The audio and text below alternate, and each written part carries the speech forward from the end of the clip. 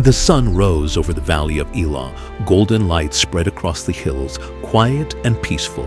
But the day would not stay quiet for long. Two armies faced each other on the ridges, Israel and the Philistines. Warriors stood ready, shields gleaming, hearts pounding. The ground trembled as the Philistine army began to march, their armor clanging in rhythm. Dust rose into the air like a storm of pride and power.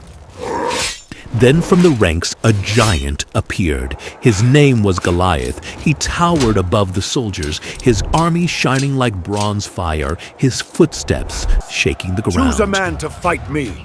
If he wins, we serve you, but if I win, you serve us. What do?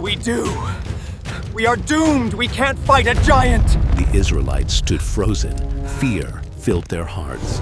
Goliath laughed and swung his massive sword into the ground. The sound echoed like thunder. King Saul stood among his trembling soldiers and cried out, "Are none of you willing to fight this giant?" But his army turned away in fear. From the battlefield in the peaceful hills of Bethlehem, a young shepherd named David watched over his sheep. One day, as David cared for the flock, a lion roared from the shadows. David climbed a rock to see where it came from. When the lion charged towards his sheep, David ran to meet it. He struck it with a sling and wrestled it until it fled.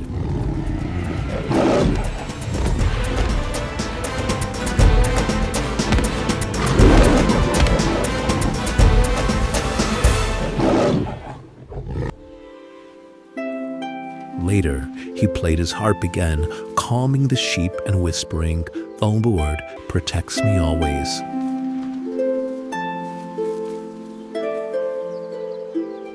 Soon after David's father called to him, "David, go to the battlefield and bring your brothers this food." David set off through the canyon, walking beside a winding river. In the distance, he heard a voice, Goliath's roar. "Will no one fight me?" David began to run, splashing through the stream. Are you really hiding? Don't you know God is with us?